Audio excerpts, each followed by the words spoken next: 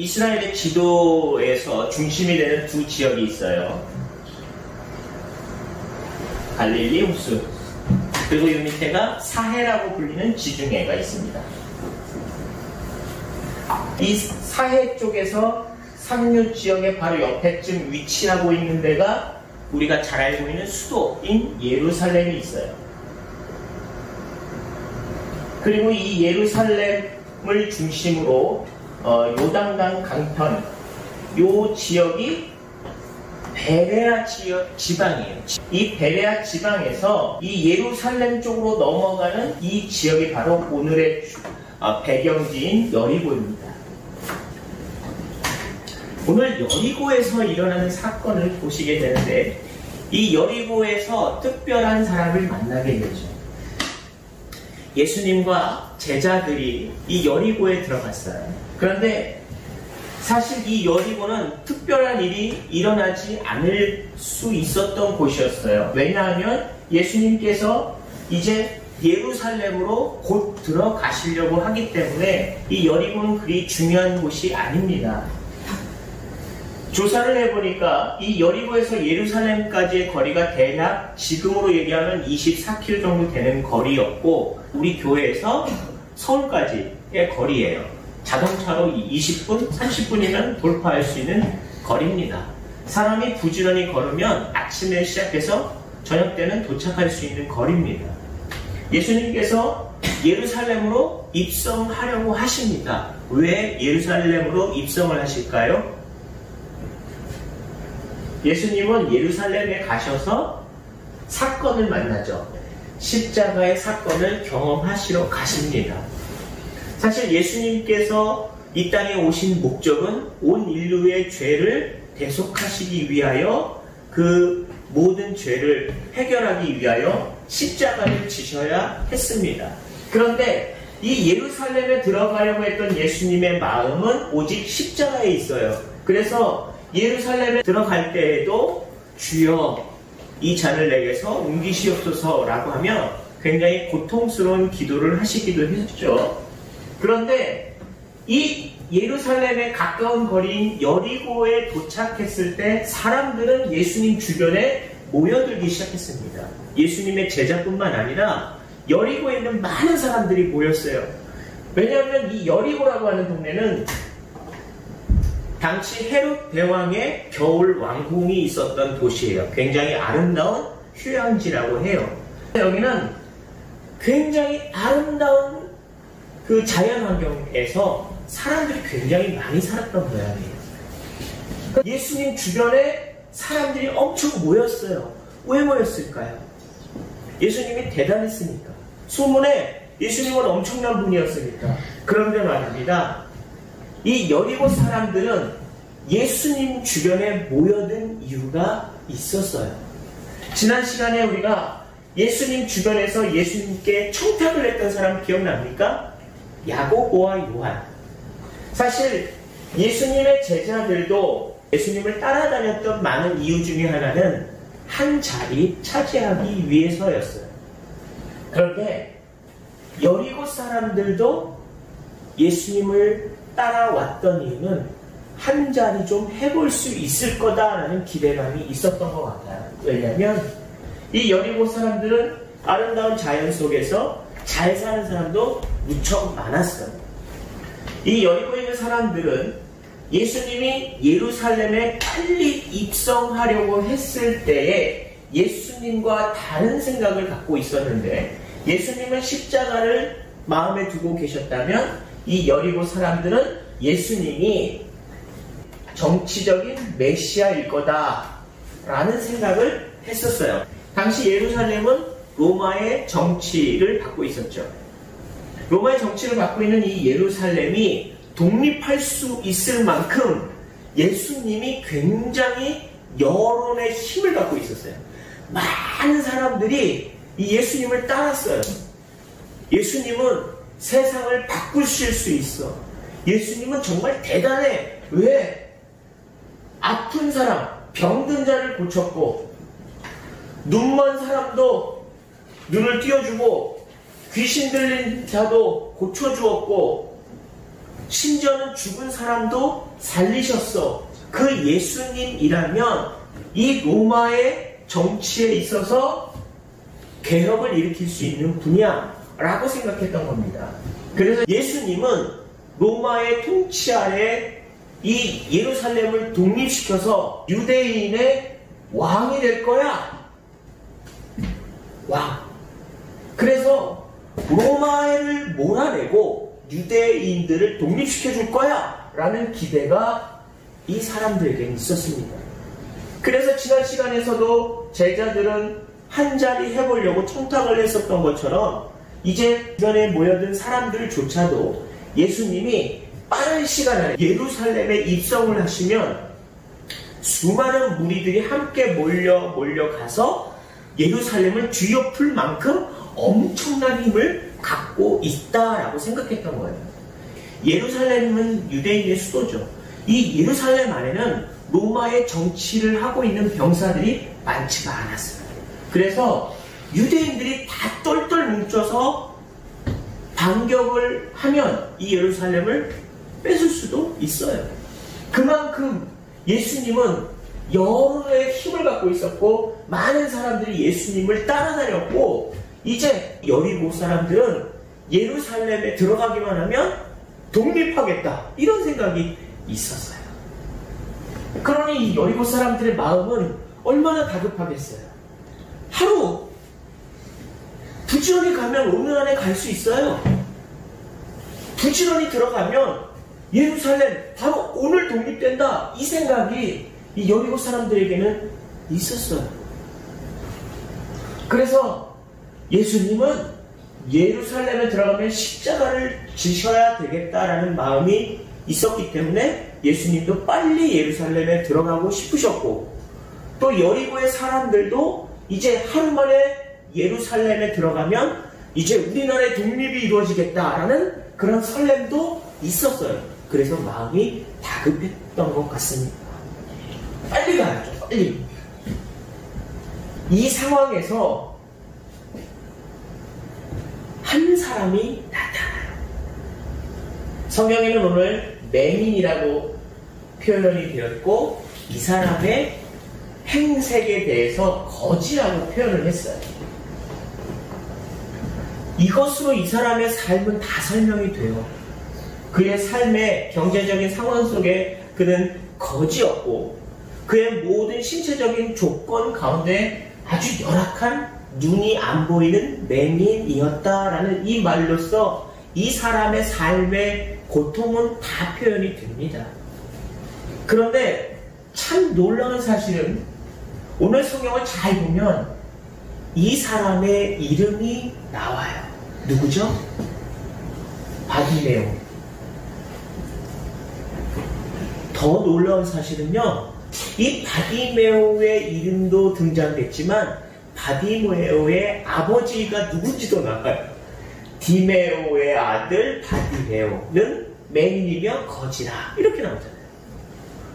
여러분 지난 시간에 아주 부자였으며 유대인의 관원이었으며 많은 사람들의 존경을 받던 한 부자 청년에 대해서 기억을 하시죠? 그 사람의 이름은 성경에 기록되지가 않습니다. 그런데 오늘 이 사람은 맹인이고요, 거지예요. 그런데 그 사람의 이름은 성경에 기록되었어요. 여러분, 우리의 상황과 형편이 어찌하든 상관없이 예수님이 기억하시고 예수님이 부르시고 성경책에 여러분의 이름이 기록되어지는 여러분이 되시길 축복합니다. 지금 이 바디메오는요, 예수님을 부릅니다. 다윗의 자손 예수여.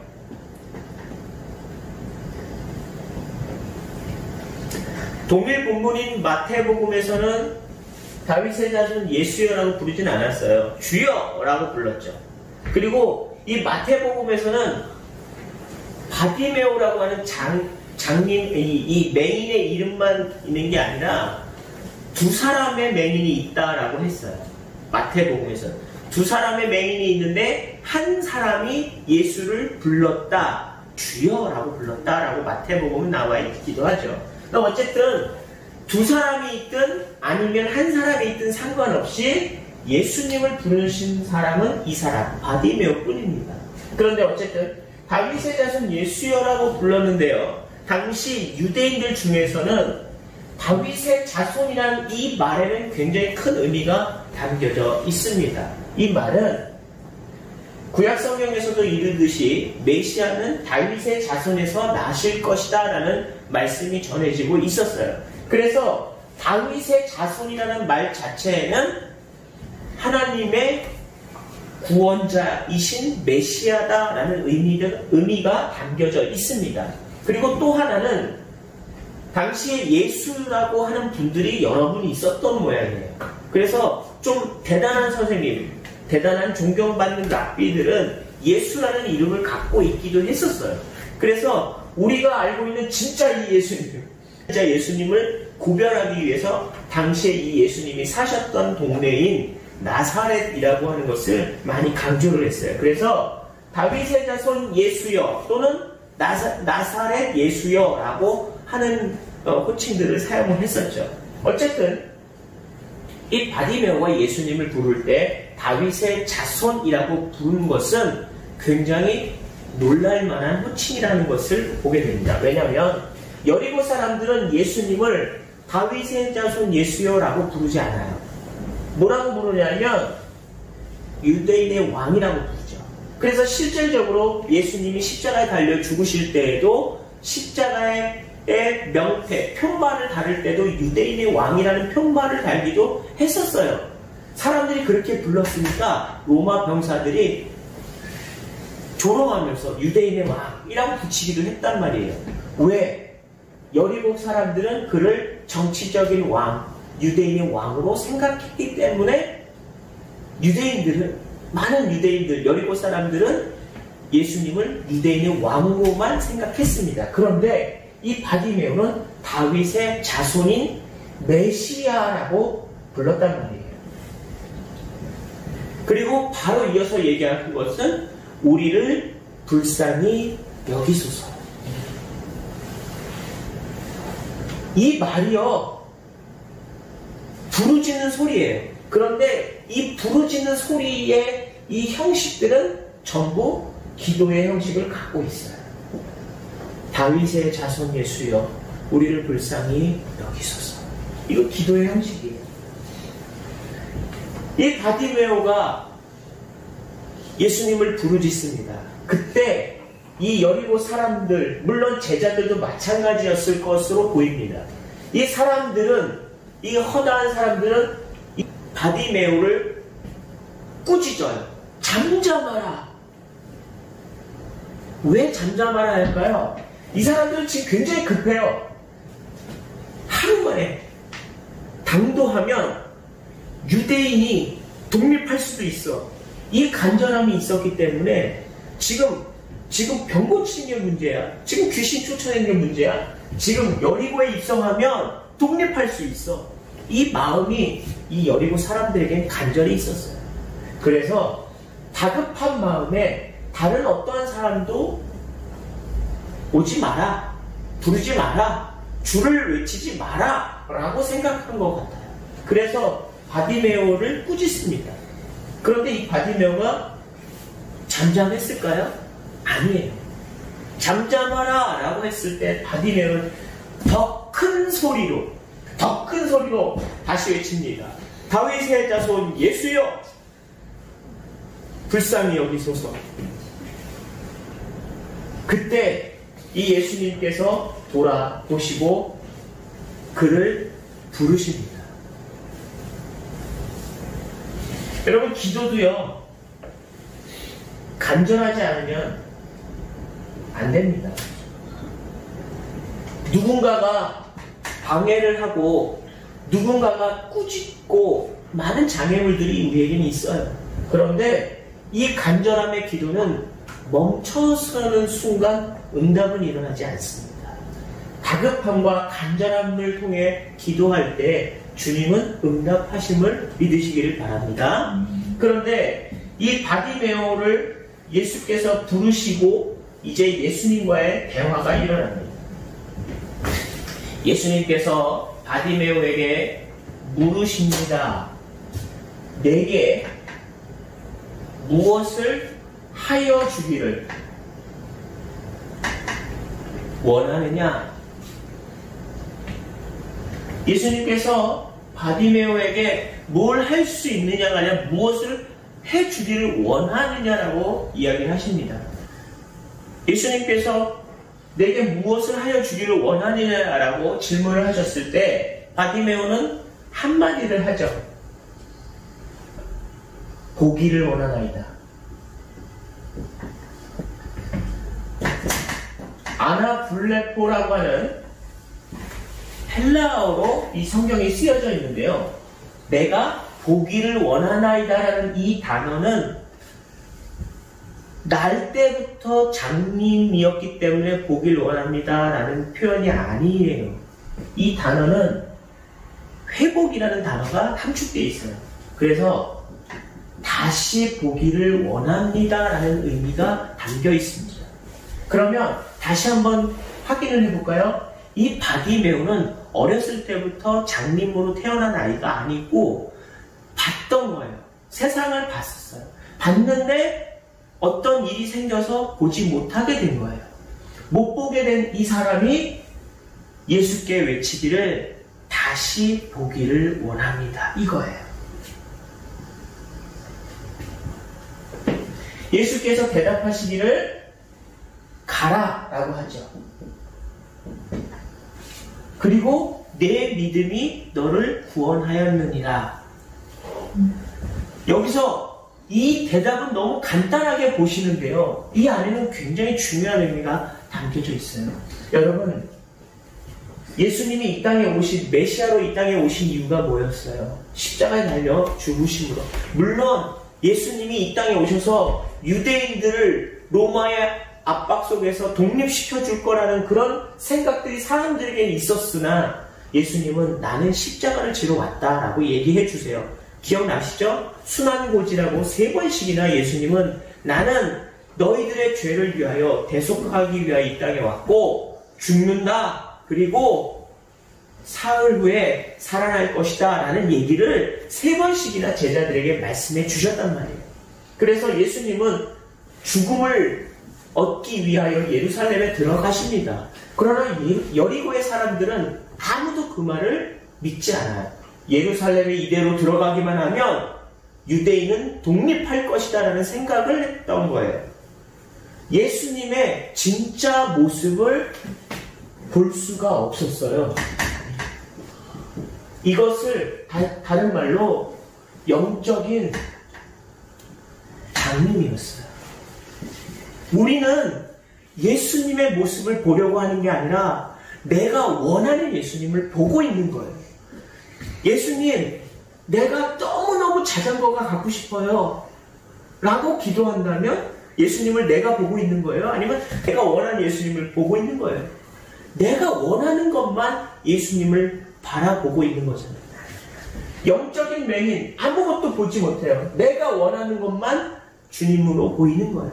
그래서 이 사람들에게 있어서 예수님은 진짜 예수님이 아니었어요. 하지만 이 바디메오에게는 그가 신체적으로는 눈이 멀었을지라도 그는 예수님을 바라봤어요.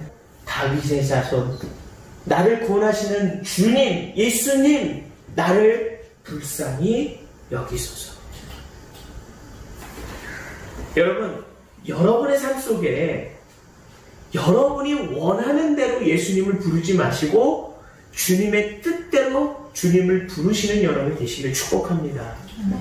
이 사람은 물론 자기의 삶 속에서 자기의 고난이었던 맹인, 눈이 보이지 않는 사건, 그리고 거지, 이 상황의 절박함이 있었으나 그의 삶의 괴로움도 있었으나 그는 삶의 괴로움, 고통을 부르짖는 게 아니에요. 그는 우리의 구원자이신 예수여 라고 외쳐 부른 겁니다. 그리고 나서 주님을 만났을 때 주님은 그에게 질문을 하였고 이 사람은 자기의 고백을 담은 거예요. 예수님, 내가 눈이 멀었습니다. 다시 보기 원합니다. 이게 아니라 내가 영적으로라도 눈이 멀었다면 다시 보기를 원합니다. 진짜 예수님을 보기 원합니다. 이 사람들도 정치적으로만 왕이신 예수를 보려고 했으나 진짜 주님을 보기 원합니다 라고 할 때 예수님은 그를 축복하시고 그의 믿음을 귀하게 칭찬하시는 거예요. 내 믿음이 너를 구원하였습니다. 여러분, 성도에게 있어서 가장 중요한 게 뭐예요? 믿음이잖아요. 근데 이 믿음이라는 게 왜 필요한 거예요? 영국 격언 중에 성공은 기회를 준비한 것이다. 이게 영국 격언이라고 하는데 우리나라 말로 자주 쓰는 말은 준비한 자가 기회를 얻는다 라는 말로 우리나라에서는 많이 통용이 되고 있어요. 제가 하나 더 첨부를 한다면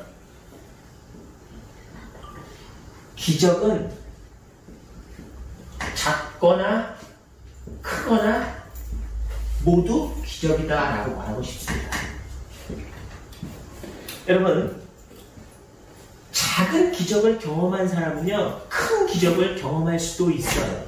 그리고 큰 기적이든 작은 기적이든 내가 할 수 없는 일이 일어난 것을 기적이라고 말합니다. 그래서 이 기적이라는 말 안에는 내가 할 수 없으니 고백되어지고 내가 할 수 없지만 일어난 것을 의미해요. 이 기적이라는 말 자체가 믿음이라는 말이에요. 그래서 작은 것이 일어났다, 작은 기적이 일어났다면 엄청나게 큰 기적도 얻을 수가 있다라는 의미입니다. 그래서 우리 성도들은요 일상 속에서 아주 작지만 소중한 기적을 경험할 준비를 하고 있어야 돼요. 그래서 작은 기적을 받을 준비를 하고 있는 사람을 믿음이라고 하는데, 작은 기적을 믿음을 통해서 얻을 수 있게 되고 그 작은 기적뿐만 아니라 나중에는 큰 기적도 믿음을 통해서 받을 수 있게 된다는 의미예요. 여러분들이 믿음이 없으면 기적을 경험할 수가 없잖아요. 그런데 믿음이 있는 사람들에게는 큰 기적도 경험할 수가 있게 됩니다. 그래서 이 바디메오가 믿음이 있었기 때문에 주님을 만날 수가 있었고, 주님을 만날 수 있기 전에 그는 주님을 부를 수가 있었던 거예요. 그러니 여러분들이 여러분 마음속에 믿음을 준비하고 있으면 작은 기적이든 큰 기적이든 여러분이 경험할 수 있게 된다는 사실입니다. 그래서 우리의 상황, 우리의 신체는 너무 부족하고 약하잖아요. 우리의 현실, 우리 참 어렵게 살고 참 거짓골로 살 수도 있잖아요. 그런데 작든 크든 상관없이 우리에게 믿음이 있으면 주를 부르짖을 수 있게 되고, 주를 만날 수 있게 되고, 주를 다시 보게 된다는 것을 깨닫는 여러분 되시길 축복합니다. 여러분의 삶에 어떠한 현실이 어렵고 어떠한 상황이 어려워도 주님만을 향한 온전한 믿음이 여러분을 다시 보는 행복을 여러분에게 선사하게 될 것입니다. 기도하겠습니다.